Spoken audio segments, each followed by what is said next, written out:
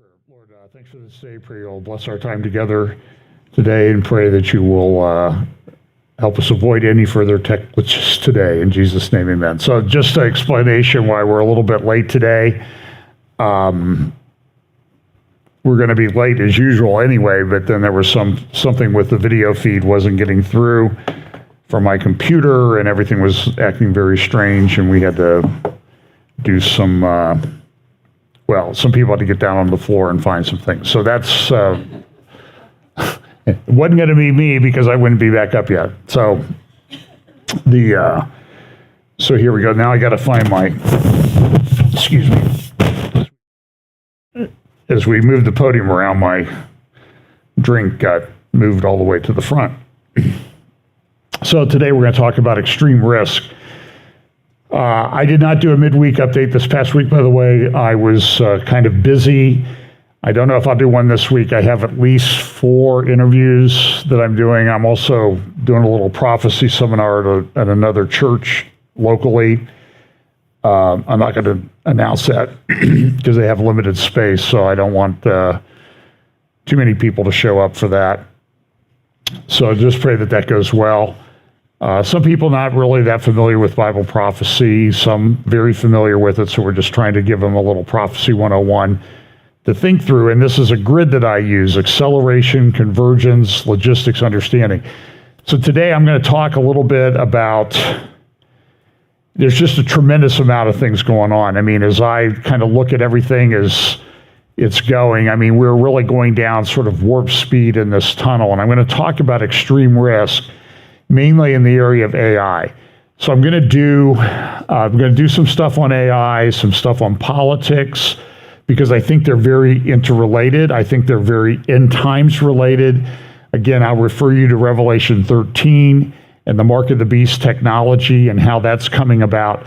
But this whole rise of things like technocracy, artificial intelligence, the growth of that, the risk, the extreme risk, you'll hear one video clip today talk about that are associated with this. And then some of the things that it's being used in that are very, very concerning. So I'll talk about that. And somebody remind me to talk about the finance part of artificial intelligence if I don't remember before I move on. So this is the verse we use each week. As we get closer to the end, there's going to be more understanding about how things are going to happen. I think this is going to be a very big month. We have the UN meeting. It's also the time of what we call the fall feast, whether that's a correct term or not, the later in the year feast of Israel. Now, I just did what I'm not supposed to do. Feast of Israel, the feast of the Lord. They were given to Israel, but they tell us about the Lord. They tell us about the Lord's ministry. They're prophetic, and they're going to be fulfilled. The ones earlier, Passover, first fruits, unleavened bread, and Pentecost were fulfilled at Jesus' first coming. The others, trumpets, Day of Atonement, are going to, and Yom Kippur are going to all be fulfilled at the other. It's also a month of, so there's a lot of things going on. We've got the UN meetings, but it's also a month of anniversaries. And they're like significant date anniversaries. So this will be, Yom Kippur will be the 50th anniversary of the Six-Day War from 1973. That was when Israel, not the Six-Day War, I'm sorry, the Yom Kippur War, which was a war of surprise. And if the United States, I think, had not intervened, Richard Nixon, I think, went against some of his advisors and said, we're going to resupply Israel with arms so they can do that. And he remembered that his mother had talked about how important Israel was going to be. And because of that, he decided, I need to help Israel. And I don't think that was very popular among some of his advisors, but he went ahead and did it anyway. That's 50 years since the Yom Kippur War in 1973. It's also going to be the 30th anniversary in just 3 days on September 13th, the 30-year anniversary of the Oslo Accords that were signed on the White House lawn with Bill Clinton, Yasser Arafat, Yitzhak Rabin, and Mahmoud Abbas was there. And you'll see some of the things, I'll show you a clip of some things that Mahmoud Abbas said recently in a speech that are, well, they're shocking, but they shouldn't be shocking because this is the way the guy has always been. And you'll see a little bit about that. So we'll talk sort of about politics. I'll throw some things in. I don't have near the slides ready that I wanted to have ready just because there's just a pile of things. And I try to do an unpacking of the negotiations and a little bit of greater detail of the negotiations going on between the U.S., Israel, Saudi Arabia, and it involves the Palestinian Authority, but not the state of Palestine. So we'll talk about that. But this is a time where a lot of questions are being asked by people. So I've seen all kinds of videos. The rapture is going to happen by September 23rd or 24th or 25th. It's going to happen on the Feast of Trumpets. No, it's not. This isn't the real Feast of Trumpets. The real Feast of Trumpets should be in December. And so everybody's got these predictions. A lot of people are saying that the things that are going on in New York for the UN General Assembly, starting, I think, later this week or early next week, they will, that could be the covenant of the many that a lot of people talk about. I personally don't think that. I'm going to make a suggestion to you of something that is just some thoughts that are going through my head with regard to this thing with Saudi Arabia and that type of thing. We'll talk about that in just a moment. So it's going to be a interesting week. And again, this is sort of my view. This is just the four horsemen of Revelation and how they're going to, when they start writing, and some people, I get emails, they've already writing, John, they've been writing for 100 years. They've been writing for 5 years. They've been writing for 7 years. And it's interesting. Listen, I get a lot of emails. I get a lot of mails. I get a lot of people, sometimes they write to me and say, if you just knew what I know, you would understand everything. And usually it's something a little bit different than anybody else has. And I don't believe that the Lord works that way. I believe the Lord works through at least 2 or 3 witnesses.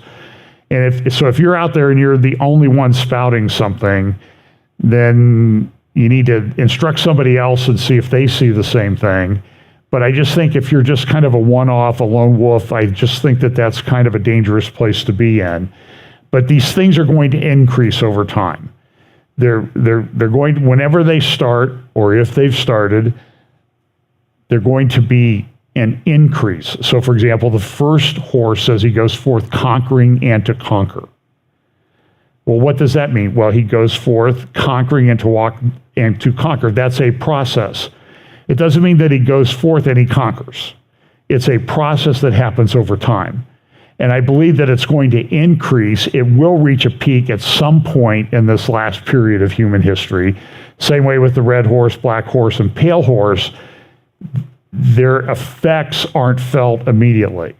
So some people believe before the abomination of desolation takes place that the fourth horse, the pale horse, it says he's given power over 1/4 of the earth to kill with the sword. So a lot of people say, well, that means in the first period before the abomination of desolation, 1/4 of the earth is going to be beheaded. Now, this is where some of the other things that I talk about is the logistics. So 1/4 of the world right now would be 2 billion people. And people are saying that that's going to happen in a year and a half. And how many people does that, I mean, somebody can do the math. What's 2 billion divided by 500? That's a lot of people being beheaded every day. And then there'll be people that say that, well, it's going to be Orthodox Jews that are beheading people, or that because they've put in place certain things, and the Talmud says, if you violate their rules, you're going to be beheaded. But I don't know, and so I would just ask the question, how many people have been beheaded by Orthodox Jews in the last 20 centuries? I would be surprised if you could put them on one hand, the number. But now we know there is one religion in the world that beheads people. at a pretty alarming rate at times. We also know that leftist progressives and the Jacobins in France in the French Revolution period, over several decades, they beheaded 300,000 people. So you sort of have a little bit of like, okay, well, maybe these are the people we should be worried about because they actually do it. But then there's the logistics part. It's like, how many can they do in a day? This would be an industrial scale, way beyond industrial scale stuff. So I'm just suggesting that maybe it doesn't mean 1/4 of the world is beheaded. And I don't think that's what the scripture says. It's given power. It's the scope of the authority is 1/4 of the earth. Now, does that mean 1/4 of the population? Or does it mean 1/4 of the mass? The land mass of the earth is about 25% of the earth. So he's given control over all of the land mass, or is it 1/4 of the number of people on the planet? So as you see, it gets very complicated. And as I said, I get a lot of emails, I get books, I get charts, graphs, and that type of thing. And I can say to you without reservation, I believe that the people sending me this stuff are brothers and sisters in the Lord. And they're trying to figure it out. They love the Lord, they want to figure it out, they love the prophetic scriptures, and that's great. But I can also say without reservation is that aside from a few big markers, there's not a lot of agreement. So I think that this passage in Daniel is going to mean something that we're going to understand. And now I've spent about 10 minutes talking about something I didn't plan on talking about. So, and I need to, give me 1 second here, because I thought I had copied these and moved them.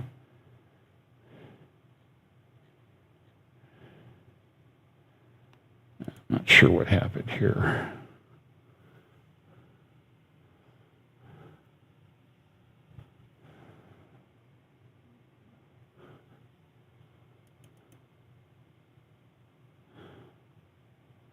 Okay. Well, I have to move these to the back of my presentation, although it looks like I might have already done that.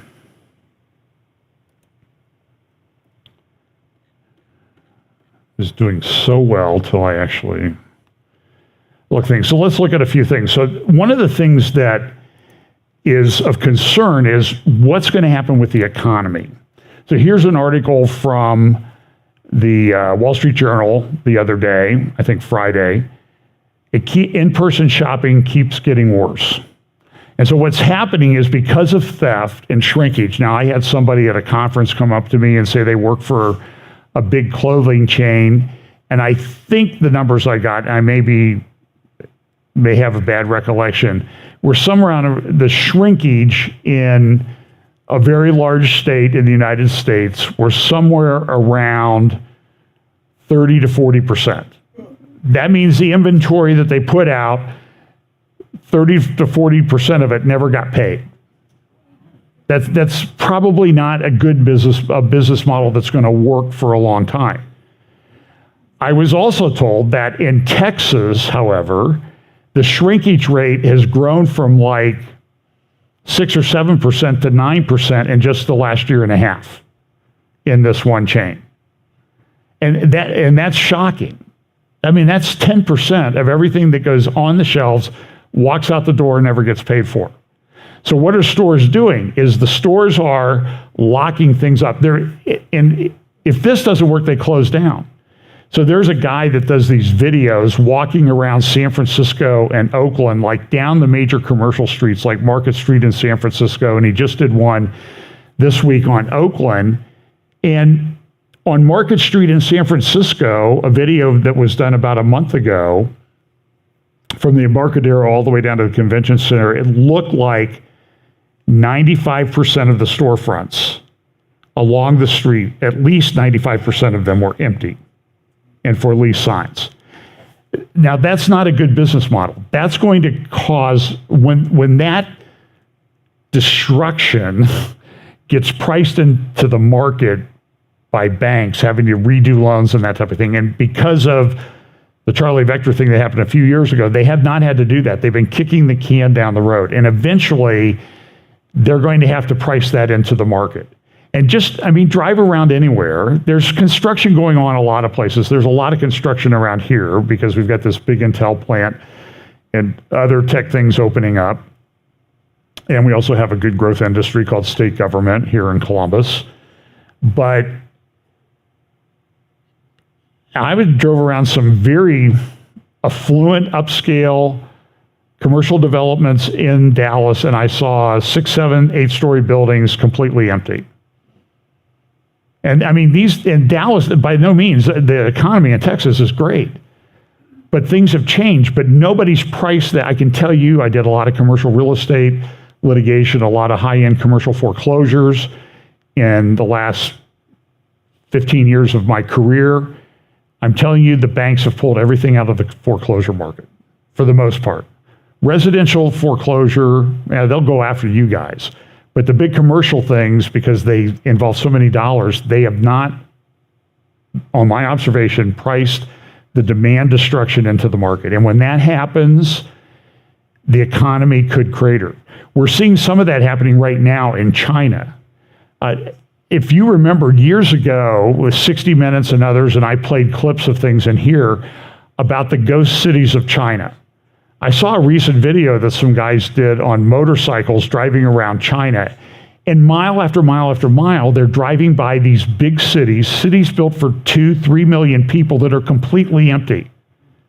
There was one city where they had 16 or 18, like 40, 50-story or taller towers for apartments. They just blew them up, demolished them. And so now we have two of the biggest real estate companies in China are in bankruptcy or on the verge of bankruptcy. The Chinese economy is slowing down. And part of the thing that's happening in China too is, I've talked about this over and over, and I see more and more people talking about it now. I think the first time I talked about it at a conference was 4 years ago up in Lima with Mike Spalding, was the collapsing demographics. China's not coming back. Russia has collapsing demographics. Ukraine's worse than any country in the world, and so is Iran. My personal opinion is that makes them more dangerous, because China has this vision of itself as this great middle kingdom that's going to rule everything. And Xi is totally bought into that vision. And so they have this theory called unrestricted warfare. And look, let's say they go from 1.4 million to 700 million. That's still 700 million people. They could still field a pretty big army if you want an army full of old guys. 50-year-olds. It's just not something that's talked about a lot. And now the demographics are hitting the United States, in part because we had tremendous number of abortions over the years. It's really only immigration that's kind of kept our population growth going. And that's not working out well, because people are brought in that don't really share our values, and that's undermining our culture. What's going to happen? A big article in the New York. I'm like 15 minutes into this thing, and I've got through 2 or 3 slides. Big article in the New York Times this week. This is a political issue.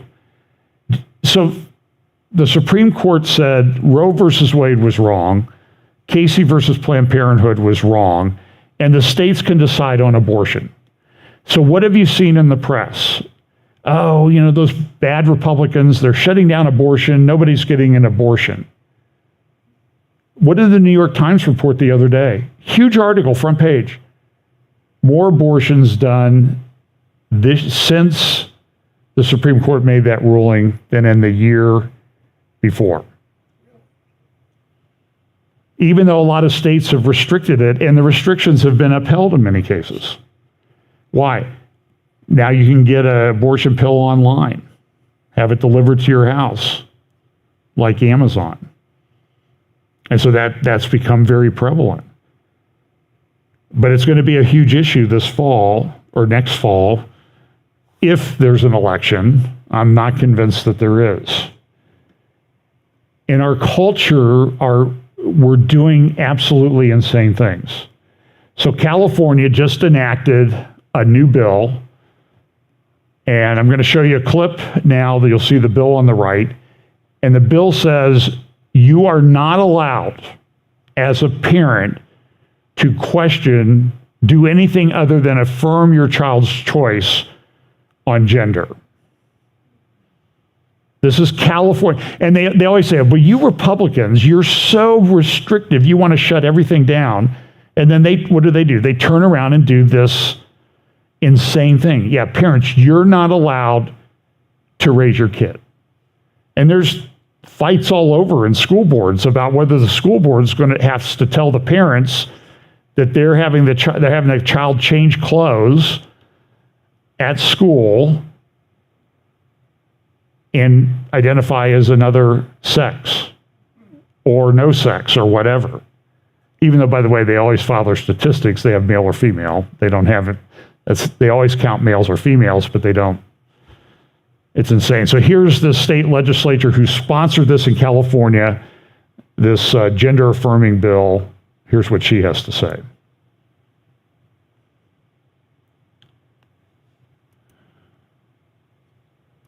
Note that parents affirm their children. They have since the dawn of time.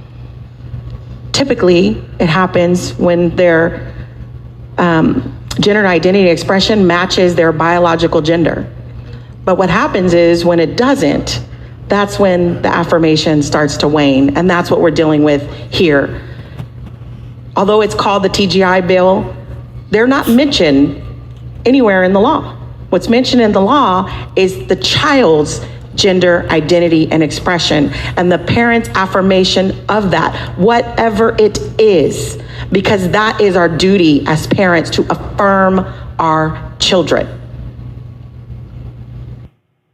Okay. Boy, I've got some, my parents have passed on, but if that's the rule, then I've got some things that I want to go back and talk to them about someday. Parents affirm their children. Our duty as parents is to affirm our children.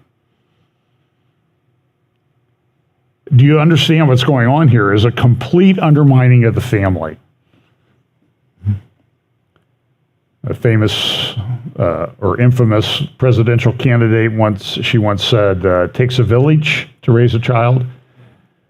It takes a village to destroy the family and the parent-child relationship, which is really foundational under Christianity to everything. So here's the bill, California bill, Assembly Bill number 957. It's passed the House and Senate, and it's going to,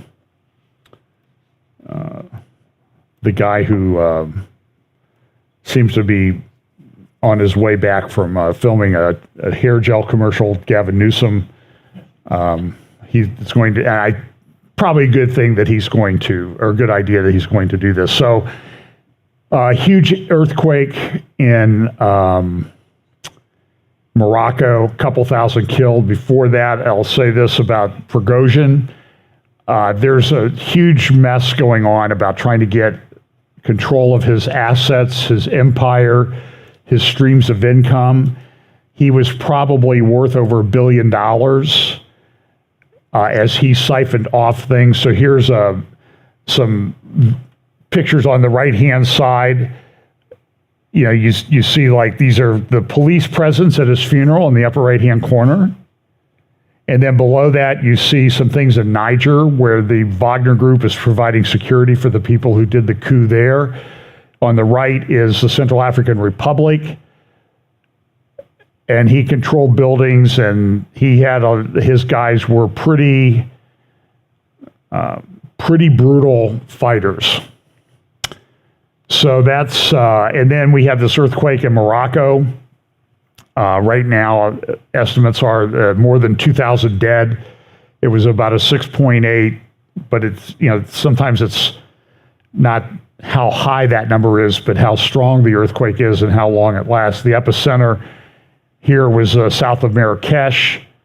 A lot of damage in Marrakesh. You can see the damages, people being pulled out of buildings, and just tremendous amount of destruction, and over 2,000 people dead. So this was a bit of an earthquake, though. In the Fifth Circuit Friday, they came out with the decision. So let's recap what happened. In Louisiana, a lawsuit was filed by social media users and a couple of states' attorney generals, I think Missouri and Louisiana. And they sued Biden, Fauci, HHS, Health and Human Services, the CDC, and some other organizations, FBI, the State Department, because they were meeting with social media people to control what people were able to say in public. That's clear violation of the First Amendment of the Constitution. But when you talk to these people on the left, it's like, oh, no. Disinformation is not, what we determine to be disinformation or misinformation or malinformation, that's not free speech. You're not allowed to say that. And so now you see all these things with hate speech. You see these people that protest outside of abortion clinics who are being tried for denying right of access when they're just standing along the street praying. There were 5 or 6 of them just convicted, and they all face 11 years, a minimum of 11 years in prison. Think about that. An America with a K, I believe, is what you mean to say.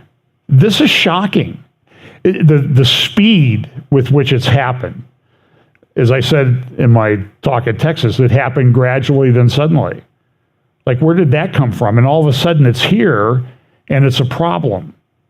But the Fifth Circuit did do sort of a little bit of things. So the judge in Louisiana, they asked for a temporary restraining order and a preliminary injunction, which was granted by the judge. It says the federal government, you're not allowed to interfere. Your agencies are not allowed to interfere with the tech platforms. And the tech platforms went along with it, but you could see there were statements made by Jen Psaki, remember that? Jen Psaki, who's now making a couple million a year probably at MSNBC, spouting off her views. But, they made these things like, look, tech companies, you have this great provision called Section 230 that gives you some immunity. If you don't go along with what we want and block people and shadow ban people, and I know we're shadow banned a lot of times, we'll overturn Section 230. And if you really give us a lot of grief, remember what we did with the Christians and Lois Lerner and the IRS on tax-exempt organizations? We know how to make your life miserable. And you see, like, this guy who got arrested in front of his family, it was a SWAT team came out to get him for praying outside an abortion clinic. By the way, when he went to trial, he was found not guilty in like 20 minutes. And having been a trial lawyer for a long time and sitting with a jury, having to sit in the courtroom while the jury's deliberating because they always have questions. They always have questions that's like, we all worked on this case for years. Why are you asking that question? Because that's not one we thought of. Well, this guy was found not guilty in 20 minutes. That's unheard of. I mean, they can't even really figure out, where's the bathroom and what's the order we go to the bathroom in the jury room in 20 minutes. Now, some have been convicted. People are getting these crazy things. So in Louisiana, the judge gave a very broad injunction. Now, what the Fifth Circuit did was they reversed it a little bit. It says, a group of social media users in 2 states alleged that numerous federal officials coerced social media platforms into censoring certain social media content in violation of the First Amendment. And so this is a great, this is why it's a 77-page opinion, because it says, we agree, but only as to some of those officials, so we affirm in part, reverse in part, vacate the injunction in part, and modify the injunction in part. And so what they did was they kept it in place with regarding the executive office of the president, the White House press secretary, Karine Jean-Pierre, counsel to the president, White House Partnerships Manager, Special Assistant to the President, Administrator of the United States Digital Service, and then the CDC, the National Climate Advisor, and I think the FBI is also included there on the right-hand side. So those people are still enjoined. Now the question is, do you really think they're going to change? Really? I mean, come on. They're not going to change. They don't believe in the Constitution anymore. You're going to see a concerted effort to keep President Trump, former President Trump, off the ballot. There have been Republican-funded research papers put out there by rhino Republicans, I guess I would call them, that say that the 14th Amendment and the insurrection clause in that prohibits President Trump from running for office, even though I don't think he's really being tried anywhere for insurrection, and he's certainly not been convicted of it, but they're just saying Lawrence Tribe, it's amazing how stupid, I guess, well-educated people can be, unwise. He's running around saying, oh, it's self-executing. Secretaries of State can decide whether they want Trump on the ballot or not. They don't even have to take it to court or anything. And the amendment doesn't apply. It applied to a certain small group of people coming out of the Civil War. But it is going to be used in a couple of cases. And they'll target a couple of states where former President Trump might win. And now they have all these things going on that came out.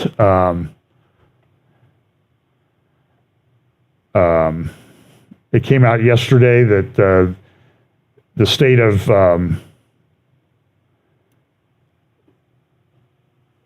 Georgia, they wanted to indict 20 additional people or 22 additional people. Lindsey Graham and this person and this lawyer and that lawyer and everything, for the same thing that have been done by Democrats in at least 4 or 5 recent elections, challenging the election results. They've completely misrepresented what President Trump supposedly said in the phone call with the Secretary of State. Even the Washington Post came out and said, well, we really didn't get that one right. When we saw the transcript, that's not what he said. But that doesn't make any difference because I'll watch MSNBC and they talk about it like that's what Trump said, and that's not what Trump said. It's not. They lie. They're lying. There's no way that they cannot know that what they're saying is a lie. Now we have this thing that is happening. This is the mayor of the city of New York is upset because they have too many migrants in New York. It's collapsing the city. Listen to what he says, okay? This is the article in today's paper, or yesterday's paper in the New York Times. But listen to what he said about the problem. We turned this city around in 20 months. And then what happened? Started with a madman down in Texas, decided he wanted to bus people up to New York City. 110,000 migrants. We have to feed, clothe, house, educate the children, wash their laundry sheets, give them everything they need, health care. We're here. We're getting no support on this national crisis, and we're receiving no support. And let me tell you something, New Yorkers. Never in my life have I had a problem that I did not see an ending to. I don't see an ending to this. I don't see an ending to this. This issue will destroy New York City. Destroy New York City. We're getting 10,000 migrants a month. One time we were just getting Venezuela. Now we're getting Ecuador. Now we're getting Russian speaking coming through Mexico. Now we're getting Western Africa. Now we're getting people from all over the globe have made their minds up that they're going to come through the southern part of the border and come into New York City.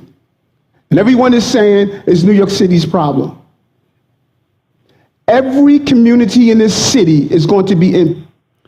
So they have, I don't know, well over 20,000 showing up for the first day of classes. The schools can't handle them. Now, what did this guy say when he was running for office? We're a sanctuary city. Come one, come all. Then they started coming. Now he's saying it's some madman in Texas. By the way, pay attention to the impeachment trial of Attorney General Ken Paxton down in Texas. It's falling apart.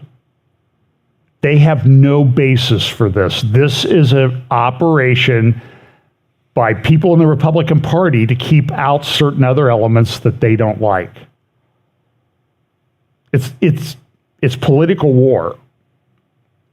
John Eastman, who was one of the attorneys for former President Trump, is on trial right now to lose his law license. He may be one of the, certainly within the top 5 constitutional law scholars in the United States. This guy is brilliant.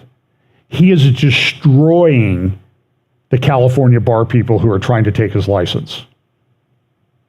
One of them, she said, well, the Sixth Circuit said this, and Eastman pointed out, that's not what they said.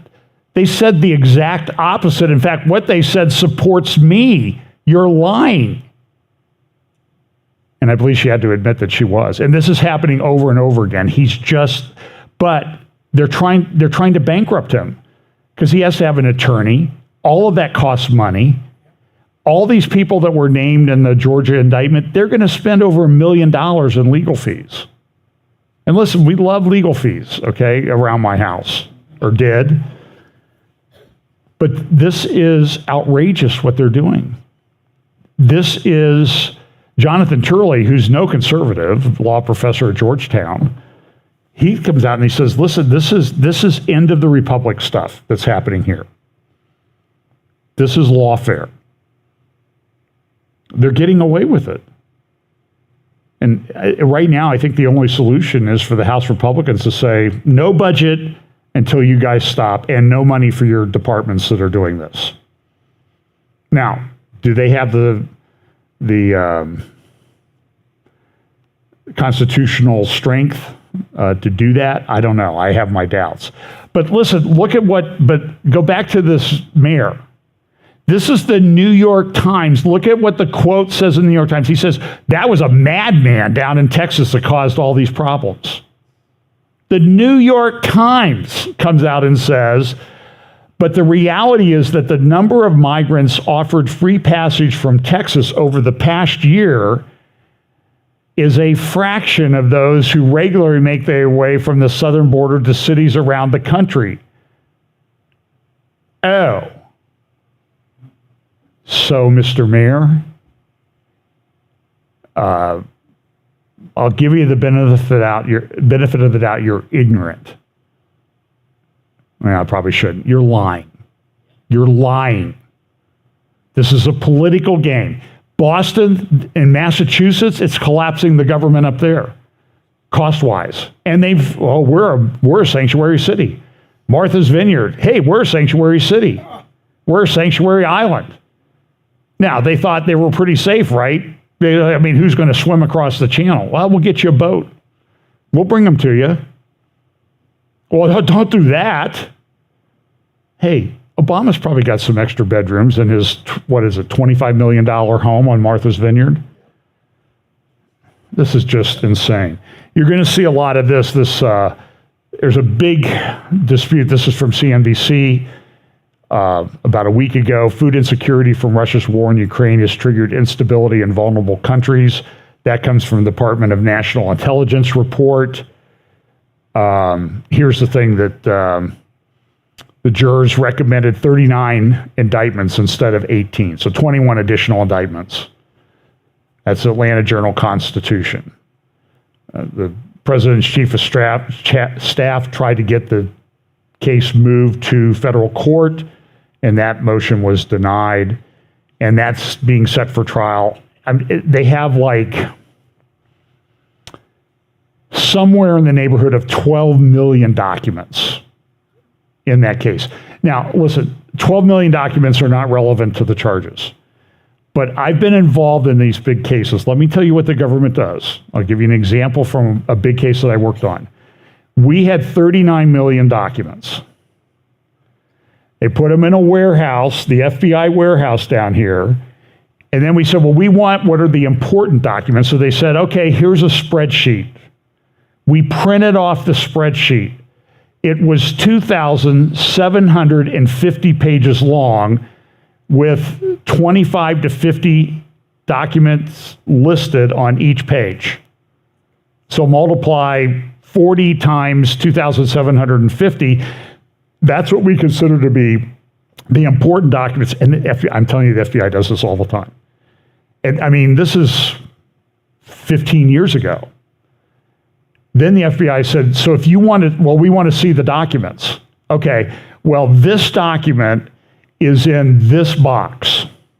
So you would go to the warehouse and you would say, I want this box. And there would be one document in it, and they would bring you a box that had 7,500 pages stuffed in it.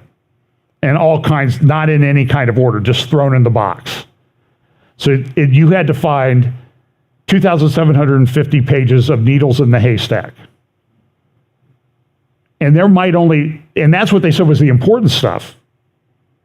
And then they're supposed to tell you the stuff that would maybe tend to prove your client's innocence. And the answer to them, they always give then is, well, there isn't anything.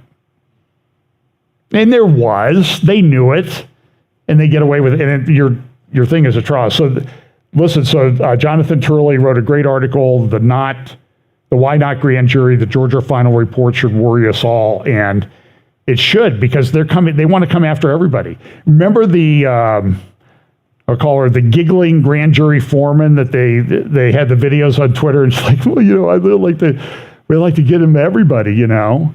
I'd like to serve a subpoena on Trump. Well, that's the kind of people that were making the decision, apparently. We got this big hurricane coming. This is Hurricane Lee. Don't know if it's going to hit the coast of the United States. It was a Category 5. When I checked this morning, a few hours ago, it was a Category 3. But you're going to get this, that everything is climate change. Everything is climate change. Maui is climate change and everything. And I'm going to go back to this. This is King Charles, a couple years at the 2020 World Economic Forum. And there's a theory that King Charles is the you-know-what. And I don't know. We don't know for sure. People that believe that make a compelling case. I'll admit to that. Now, you always think, like, well, couldn't the devil do better? He's very popular now. Do you understand this? This guy was not popular. He's in his early 70s.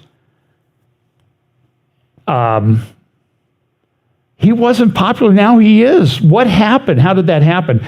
And so my theory is, listen, if you don't want people to speculate that you're the Antichrist, then stop acting like it.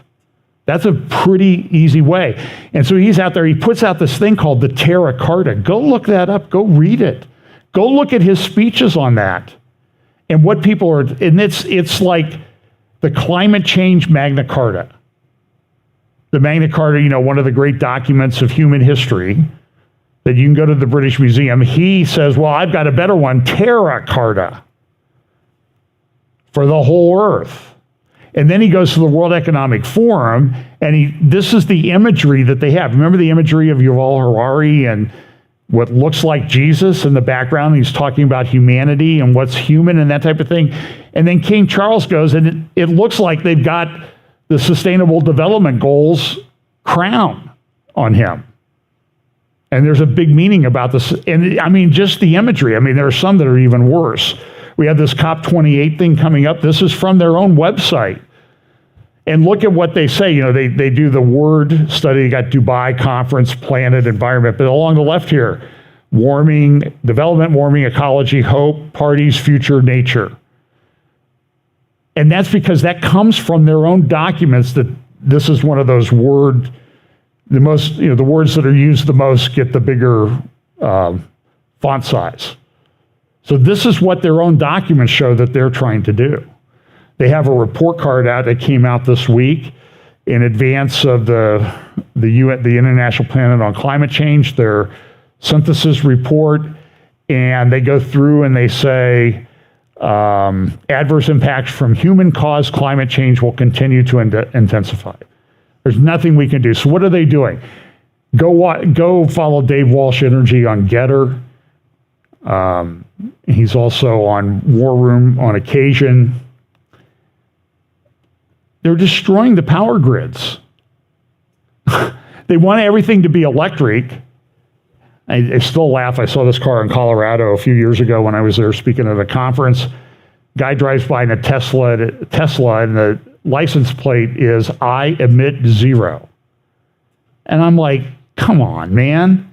You plugged it in. Where did the power come from? Did it just magically come? Was it magic power? Like those magic beans that Jack got for his beanstalk?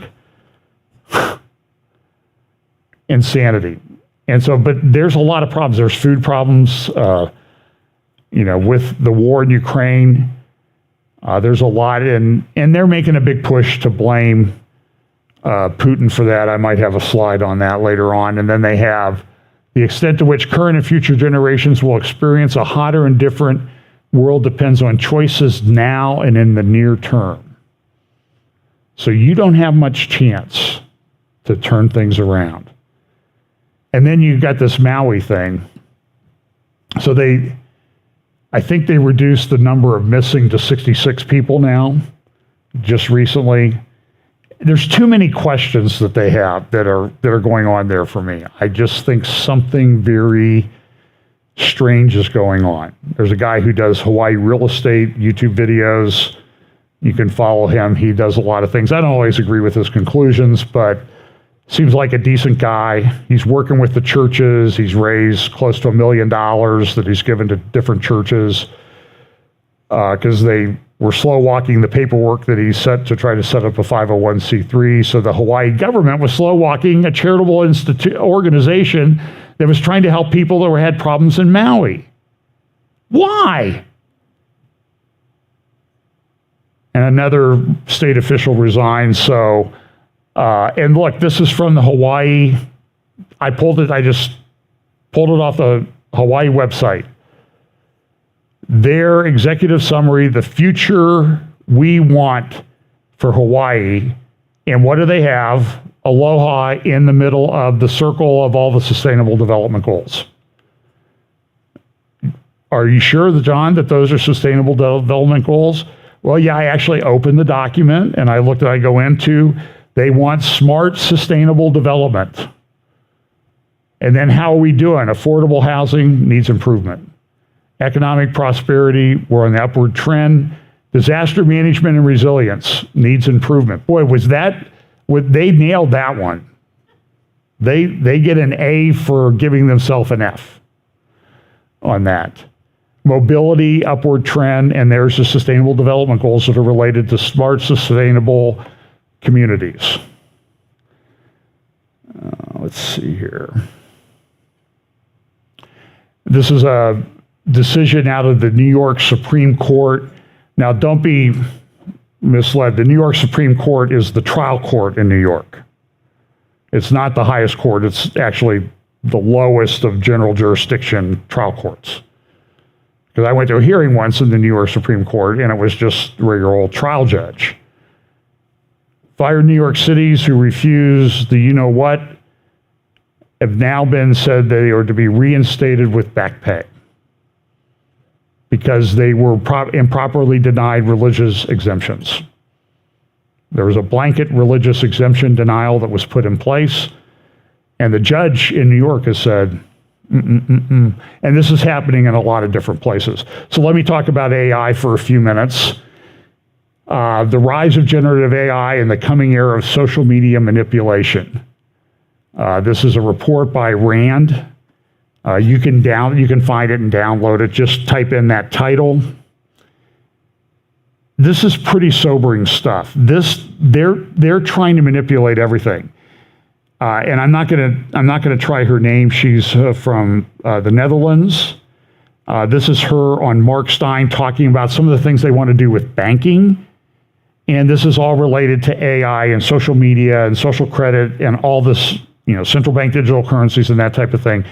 So listen to this interview, this very articulate individual. And I'm not going to try her name because it's just, it's got too many vowels or too many consonants and not enough vowels.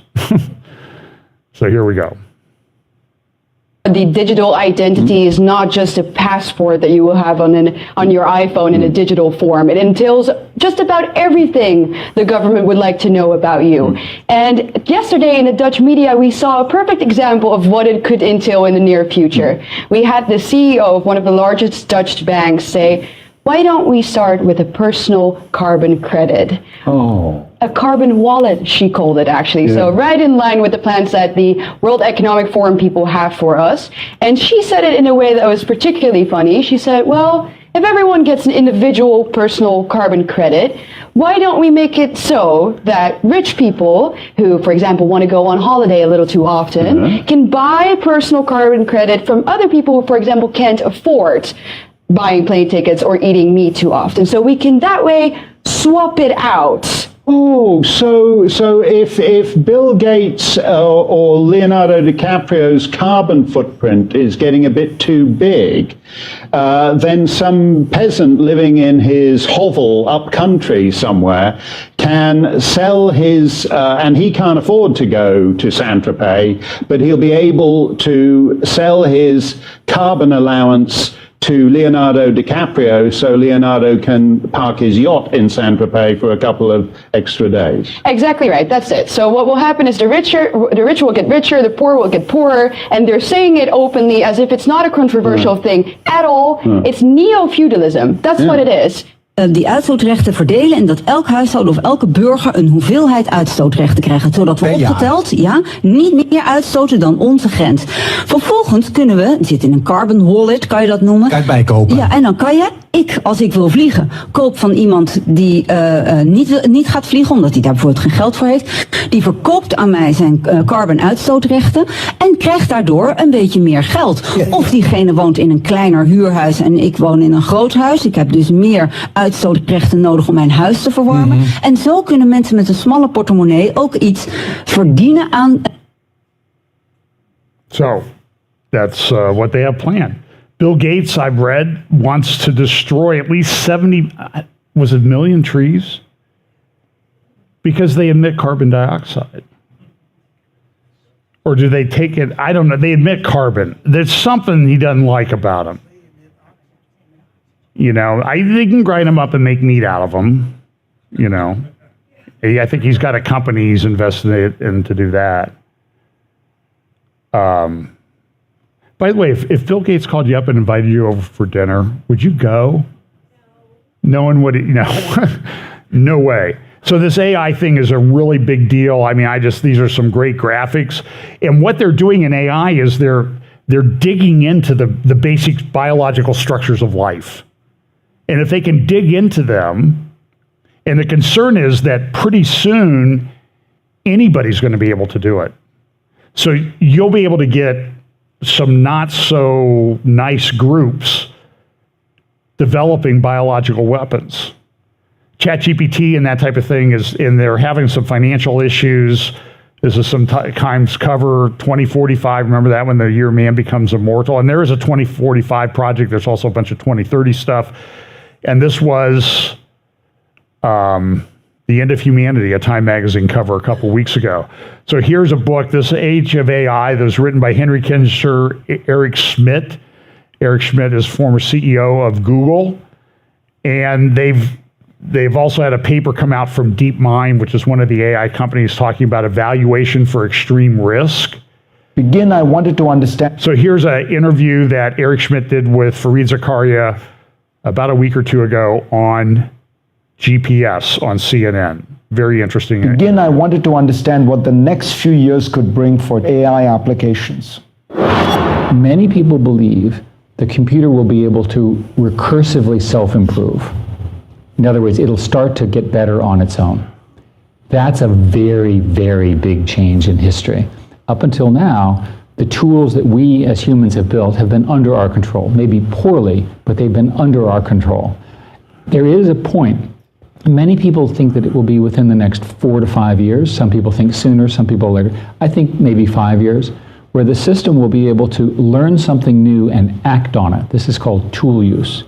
There's indeed a paper from DeepMind recently on extreme risks, and it goes through some speculation of what would happen. Imagine if one of these things learns how to get access to weapons. Clearly, we don't want that, right?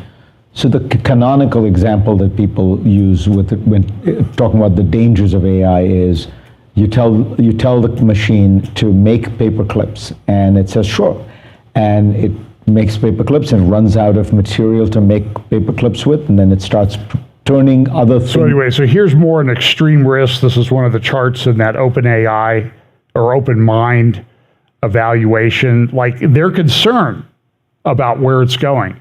Now, Schmidt said, well, we'll just pull the plug. We'll put in a kill switch.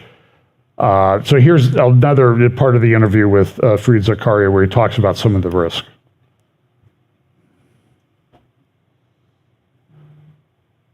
What's the solution? Is there, you talked about writing a constitution, essentially a kind of software architecture that puts constraints on AI. What do you think? What do you propose as a solution?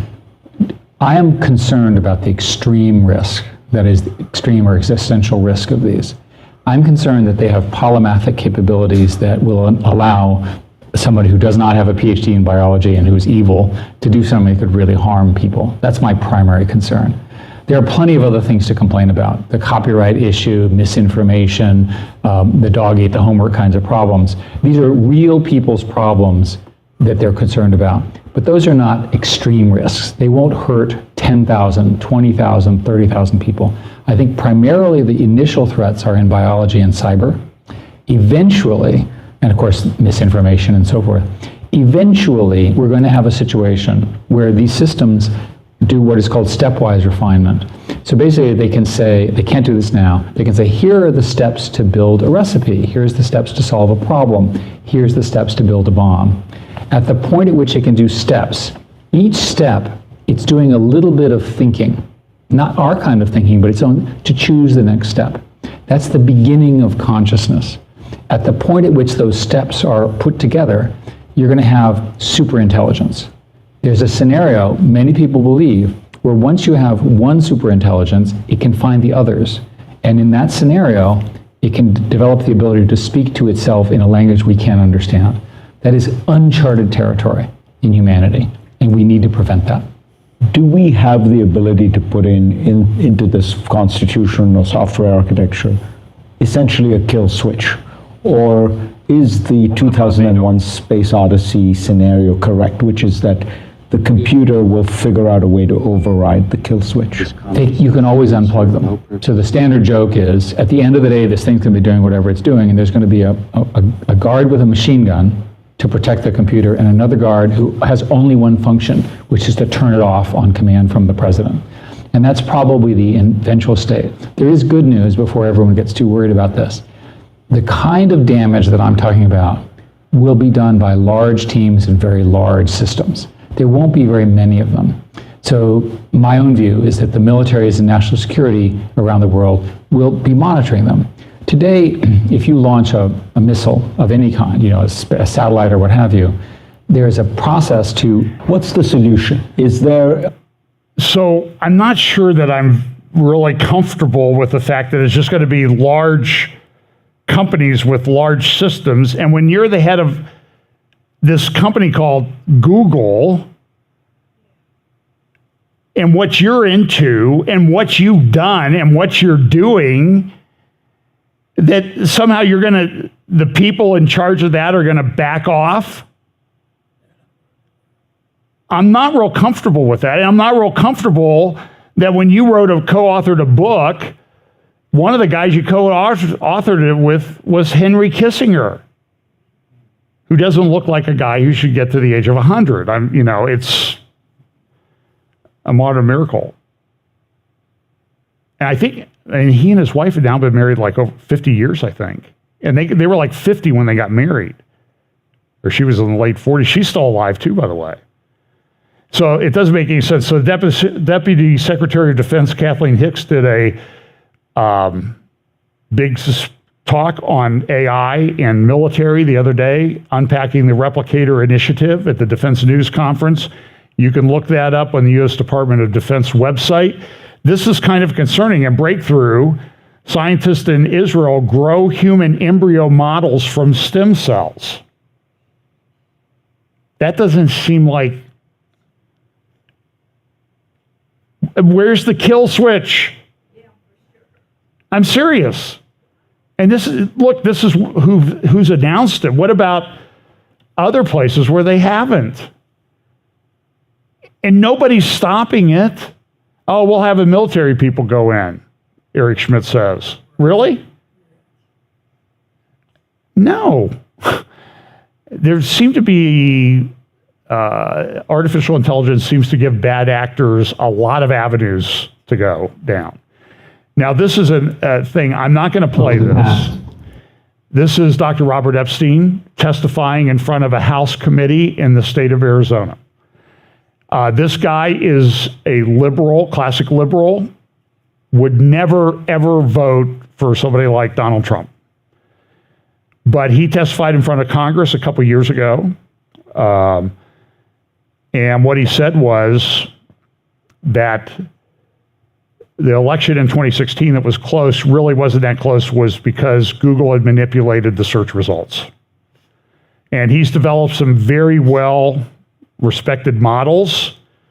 I don't care what Hillary Clinton will tweet, that he's dangerous guy, he doesn't have much data. He needs funding. You can look him up and try to contribute to his organization. But he said one of the states where a governor candidate lost, without Google, she lost by 0.6%. If Google had not been involved, he said there's no question that she would have won by 3 to 5%. And the same thing happened in the presidential election in 2016 and 2020. What do you think is going to happen in 2024? Unless somebody puts an injunction, a kill switch in. I'm just telling you all of this has this really dark end time stuff about it. So you can look it up. They played some of the clips on War Room this week, and you can look it up. This is pretty scary stuff, I think. This has end times concern all over it. Now listen, I know where I'm going. I was just saying to somebody the other day, I'm glad I'm an old guy. I really am glad I'm an old guy, because I don't know if I'd want to be around here for, I don't think I'll make it 30 years, but that would make me 99. And I don't know that we have 30 years left with the way that this stuff is going. So here is that parents, the EU, they've just put in a Digital Service Act that really wants to lock down controls on big tech. But do you think the people they were really concerned about were what you want to say on social media? No, they want to control everything. Look at what the head of the EU said. We're bringing our European values into the digital world. Because they know if they control everything in Europe, all the tech companies will go with the European things and apply the European standards everywhere else. So because they're the first ones to come out here, they get it. By the way, you might pray for, there's a couple of people in Canada that participated in some of the trucker protests. Some of these people have been in jail now for 550 some days, awaiting trial, no bail. And they've trumped, for lack of a better term, they've trumped up the charges against them. And this is what this article in The Verge says.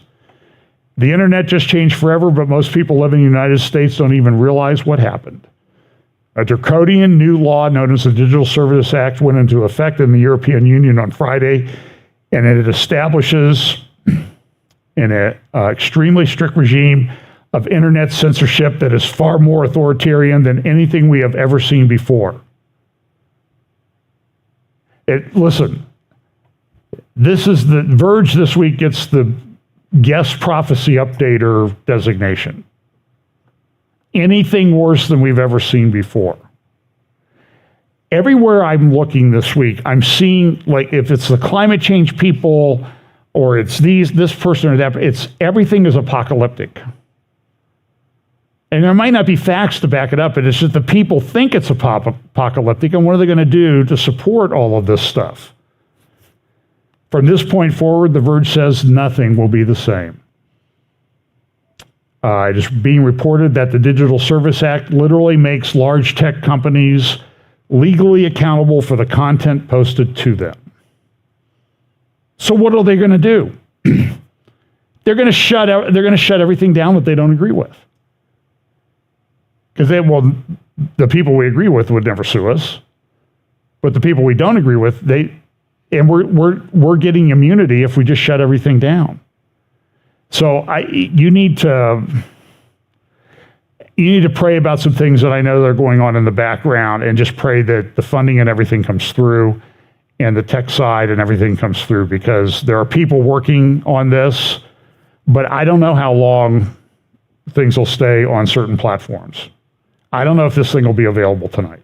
I mean, I'm serious. So, and what happens if these platforms don't comply? Their non-compliance is 6% of their worldwide revenue. What if they're operating on a 3% profit margin? So what does that mean? Oh, people lose their jobs. That's no problem. We'll give them a basic income. They're not going to own anything anyway. They'll be happy with that, right? The Economist a month ago, how your new digital law will change the internet. And boy, it sure will. Here's a quote from that article. With the Digital Services Act and its sister legislation, the Digital Markets Act, which will also be phased in over the coming months, the EU aims to change the oversight of large online platforms. Until now, regulators have tried to fix problems such as the spread of disinformation and violations of antitrust rules after the fact. The new laws are meant to help them get ahead of the game by setting clear rules that online platforms must follow. And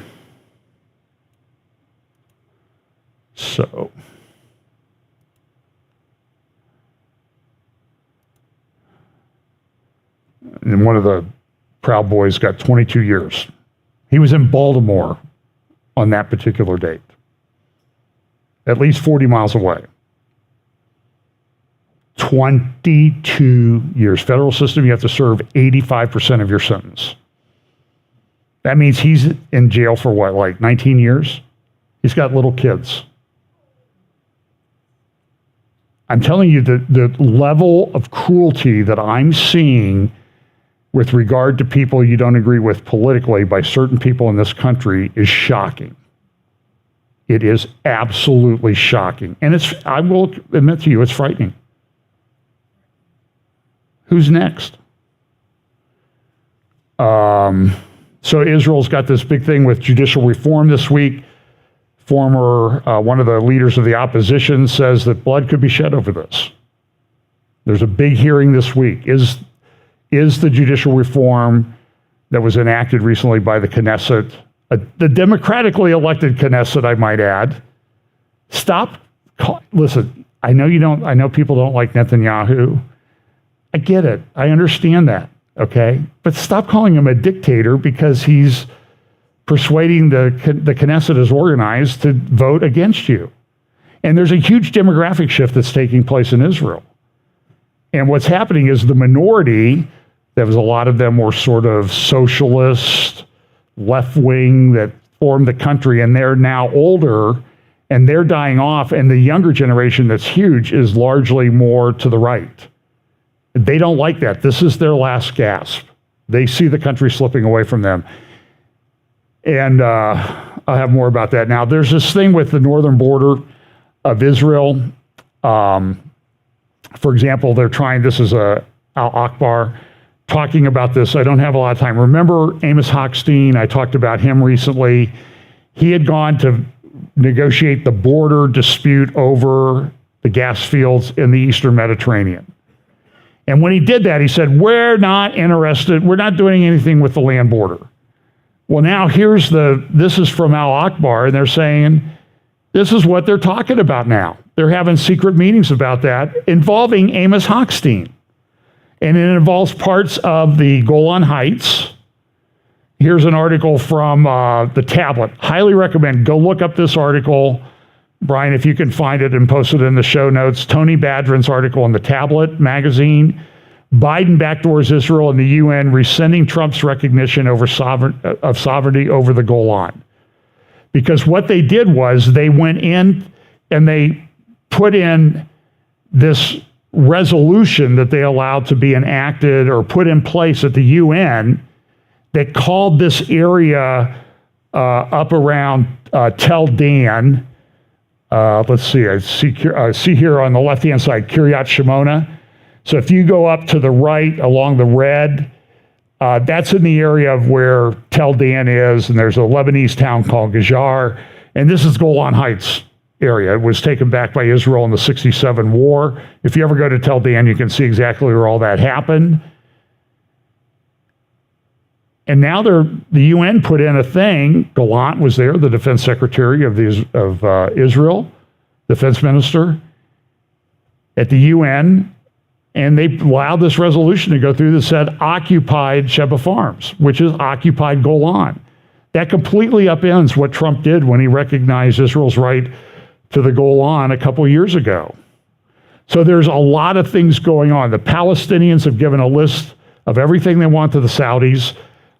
It includes, proposes that the U.S. finally reopen its consulate in Jerusalem, which was closed by the Trump administration. I don't know that they can do that without the approval of Israel, but they're trying to get this agreement in place.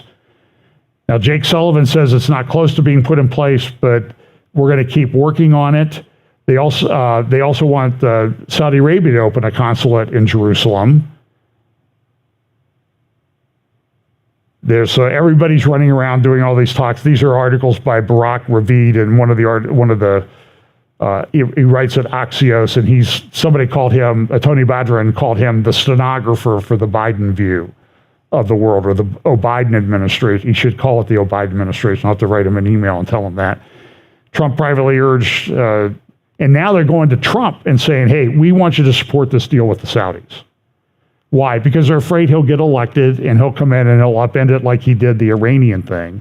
And when you look in the background, I can tell you that there is one guy whose fingers are all over this.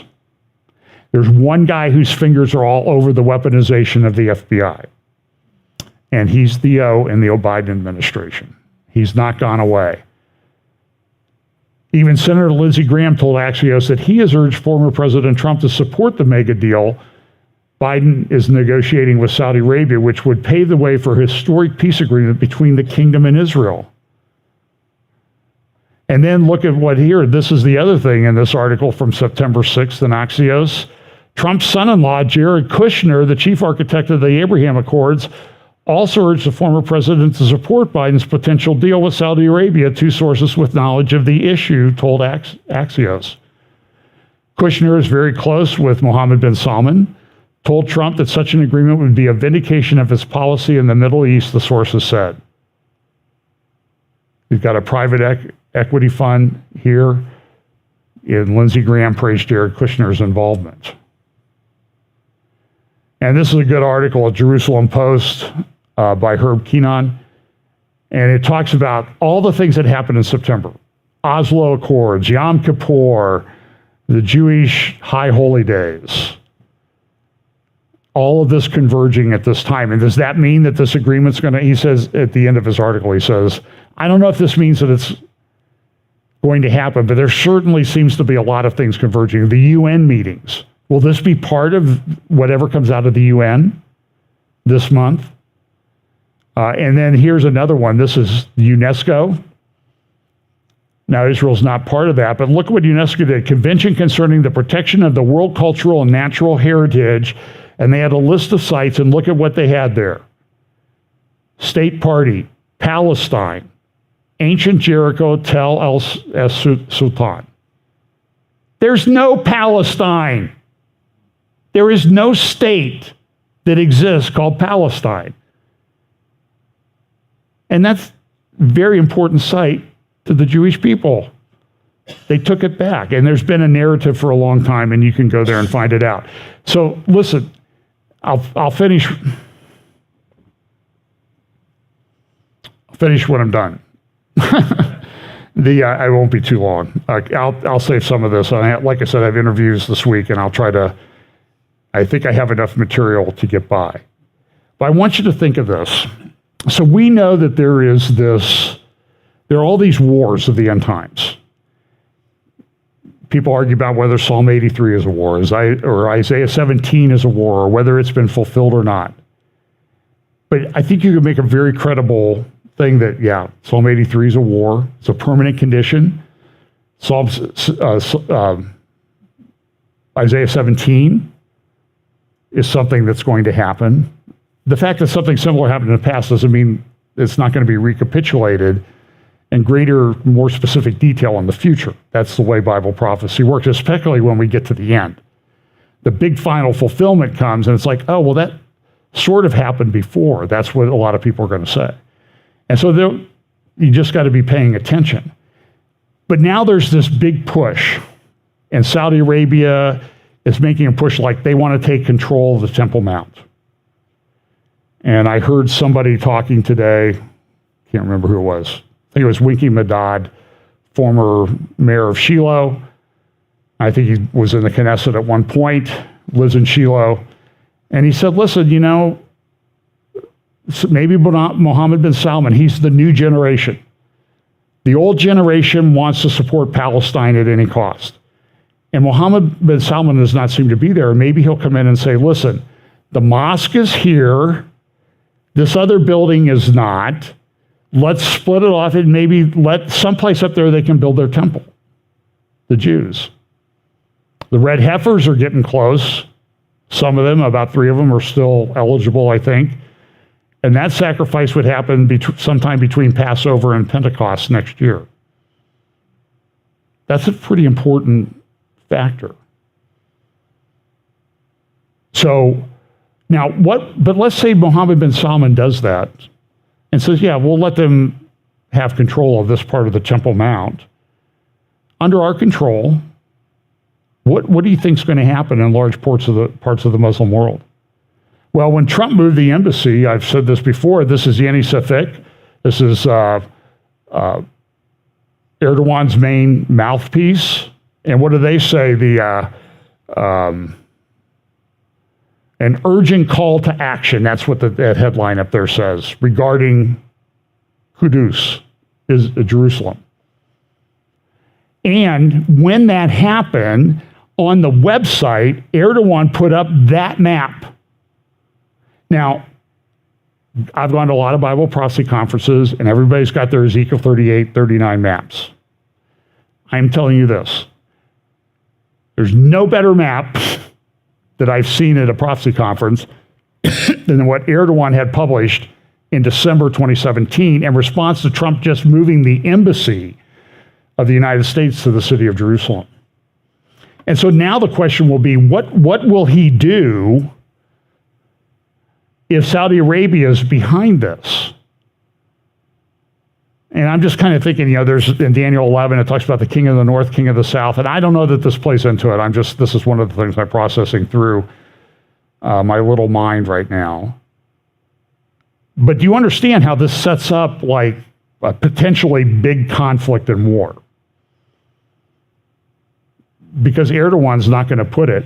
Here's Jared Kushner. We are joined here today by representatives from the... If you remember him at at the Manama Dialogue, the Manama Conference back in 2019, at a thing called the Peace to Prosperity Workshop. Kind of interesting choice of terms, don't you think? And look at what it says here. The Saudis were behind Bahrain's curtain. And so what did Jared Kushner come out with about a year later, a few months later? Peace to Prosperity, the vision to improve the lives of the Palestinian and Israeli people, with these maps, one talking about the state of Israel, one talking about a future state of Palestine, and what they were going to do economically. And then here's what Benjamin Netanyahu said about a month ago about this Saudi agreement. Listen to the language that he uses. There's a money quote in here. Give me a sense of what you would be able to do or to give to normalize a relationship with Saudi Arabia. Well, Saudi Arabia, I think, is one of the exceptional things that tells you why I'm very optimistic about Israel. Really one of two reasons, one of two main reasons. One is that, well, I'll start with Saudi Arabia, but then I'll get with the other one. I think that we are about to witness a pivot of history. Maybe. I can't guarantee that it'll happen. But first, there is an economic corridor of energy, transport, and communications that naturally goes through our geography, from the Arabian Peninsula, from Asia to the Arabian Peninsula to Europe. We're going to realize that. Yeah. And by the way, my sense is we're going to realize that despite whether we have formal peace or not. But do you have to give concessions? So we understand Saudi Arabia. Some, but... Well, he goes on to say, listen, we're not going to do concessions because that would create an Iranian state in Judea and Samaria. And he's exactly right. But something is going on. And so when the head of Israel says, this is potentially a pivot of history, I would say a pivot of history and prophecy. This is very interesting stuff.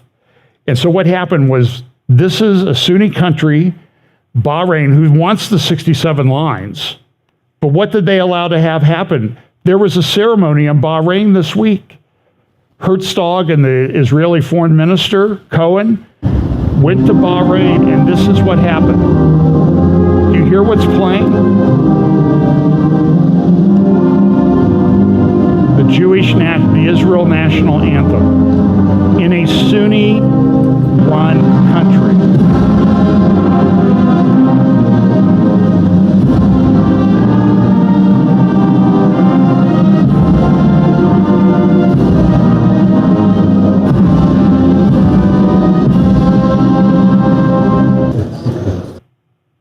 And they met. There's a Jewish Israeli flag in Bahrain. Now, that's a Sunni ruler.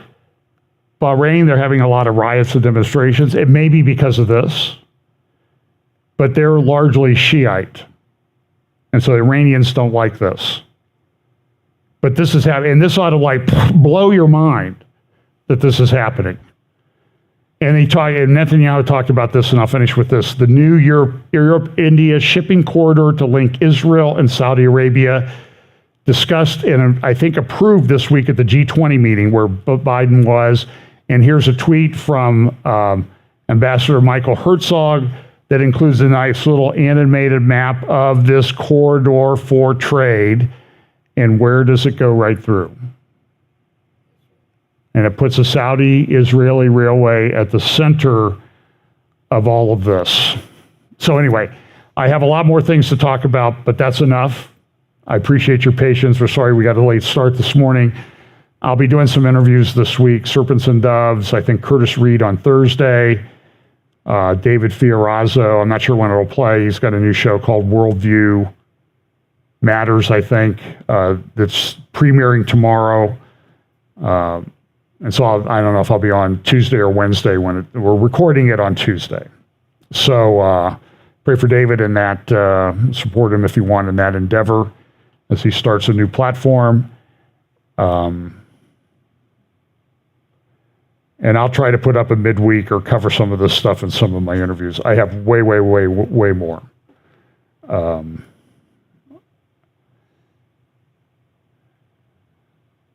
very tempting to do this, but no, I won't. I'll stop. So listen, this is, I titled this Extreme Risk because of the AI, but I could have titled it, This Will Blow Your Mind, because there's so many things happening. They're happening so quickly and they're very significant, and you need to all be paying attention. Trust in the Lord. Don't be afraid. Okay? It's going to be tough, I think, but get together with other believers and persevere, and it all really works out pretty great at the end. That's what we have to remember. So let's pray. Lord, thanks for your day. Thanks for this day, Lord. Thanks for the opportunity that we have to discuss this. Lord, I pray that you will just put a hedge of protection around all of the ministries that talk about these things, that try to be honest about these things, that you would blind the eyes of those who would want to stop it. Figuratively, of course, but just protect people and what they're doing, or give us alternative platforms to help those to come together with funding and that type of thing. Lord, and help us to always remember that our goal is to use these events and things that are happening as opportunities to share the gospel with people in a world where the time may be very short. And give us those opportunities and the ability and knowledge and wisdom of what to say at that time. Bless us this week in Jesus' name. Amen.